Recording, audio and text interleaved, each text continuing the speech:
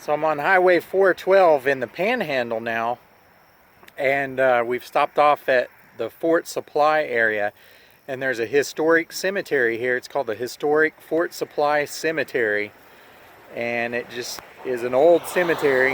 Thought we'd take a look around. I don't think there's anybody historically significant.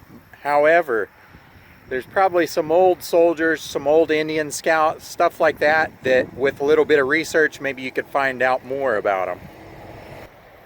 This little sign is designating the cemetery that's right over there. As you make your way into the cemetery, there's this little marker here. It says the Cooper site. And that 2 miles northeast of here is the Cooper Paleo-Indian bison kill, which happened about 10,500 years ago, and it's the largest bison kills known, and it saw over 30 bison herded into a dead-end gully. And just telling a little bit of history on that. Never knew about that, never heard of that, but basically these it says the bison skull beneath the second kill was painted with red zigzag lines to ensure a successful hunt. The mineral pigment was red. This is the oldest painted skull in North America and the earliest evidence of hunting ritual for the Plains region.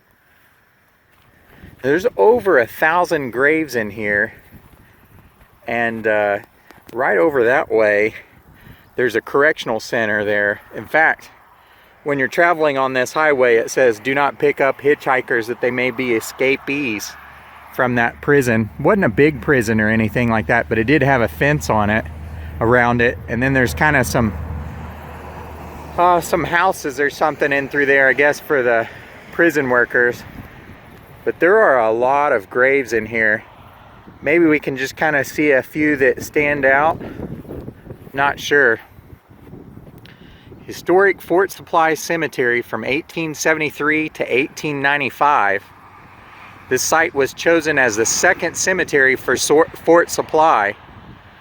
And while many soldiers and civilians were buried here, the soldiers were moved to Fort Leavenworth, Kansas in 1895 after this post was abandoned.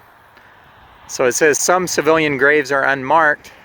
Headstones remain for the following individuals. And then it just says, oh boy, that's a tough name to pronounce. Toch-e-me-ah, Cheyenne wife of Ben Clark, which was an Indian scout. I could be mistaken, but I think that Ben Clark is buried in Fort El Reno Cemetery. Then it says Alex Mitchell, James Quinlan, Pat McLaughlin, and then Private Badface, who was an Indian scout. And then it says the Western Oklahoma Hospital period from 1908 to 1982. So you can see some of those old buildings over there. I didn't drive over there because I'm not sure what I can and can't go into over there, since there was a big tall fence. And I didn't know about how significant it was or anything like that, so I didn't go in there. Notice these little markers right here. They're just basically chunks of cement that had names kind of stamped in there.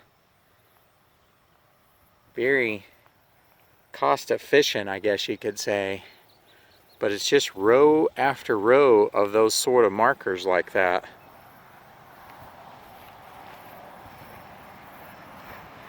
Lots of people though. This stands out right over here just because everybody else has got those simple cement markers. Check out these red ants next to this person here. Lots of them. They were carrying eggs. So this was a medical doctor. When it was in the hospital period, William Blythe, medical doctor. And then taking it that that's his wife. Most of the markers in here are in good shape, but there's a few of them that are crumbling. Just because they're so old, from the 1930s. So they're fading away. You get to this one part right here, there's upright markers. And you can definitely tell that a lot of these have been standing a while, especially those right over there. And that's one of the names that was on the sign, that Toch-e-me-ah. I don't know, it's kind of hard to read, and I know I'm not saying it right, but it's the wife of Ben Clark. Like I said, I'm pretty sure that he is buried in the Fort El Reno cemetery there. It's interesting because this marker is cracked. The good thing is that they've reinforced the back of it with a steel plate to keep it upright. So I know that he's a historic figure though. Like I said, I recognize the name, and I'm pretty sure he's with the Fort El Reno area. And then that Alex Mitchell there died in 1877. This is an old cemetery for Oklahoma. This is old.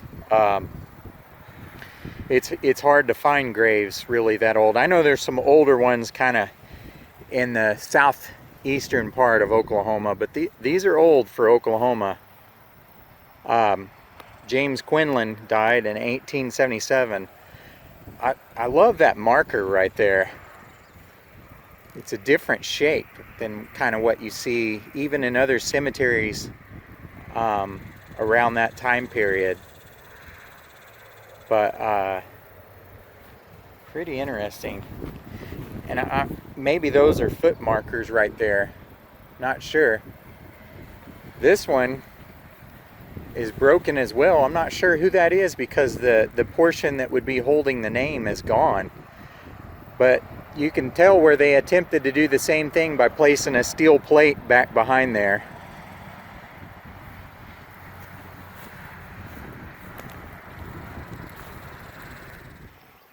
So there is the marker of Badface that we saw on that sign, and it says Company B Indian Scouts. And I know the sign said that he was a private, so it's pretty interesting that he's here.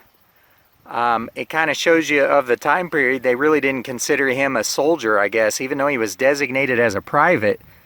But if they had considered him a soldier, they would have moved him with the other soldiers up to Fort Leavenworth. So it just kind of shows you the time period and probably kind of what they still thought about Native Americans. But like I said, it's neat that he's here. Here is one other. You can tell that this is a newer marker. It says Sandman, and he was a Cheyenne. The original burial is 1830 to 1840, and the reburial is November 27th, 2000. So that's interesting. I don't know what the story is behind that, so maybe one of you guys can research that and just leave a comment below. I know I'll definitely research it, but I probably won't put it in the video. That'll give you guys something to research. There's just row after row after row of those little simple cement markers. And each one of these people will have a different story as to why they were here and what they did, but we don't know anything else. It's interesting. I don't know if you've been able to pick up on any of it as I've been filming, but it's kind of been happening throughout the whole time as I'm walking through here. I'm hearing chants and yells coming from the prison area over there. It's like they're out in the yard and just yelling something. I don't think they can see me from where they're at, but I don't know, maybe it's just their way of letting off steam and trying to relax as they're in the yard. I'm not sure. So anyways, we didn't spend much time in here, just a quick little stop, but interesting nonetheless.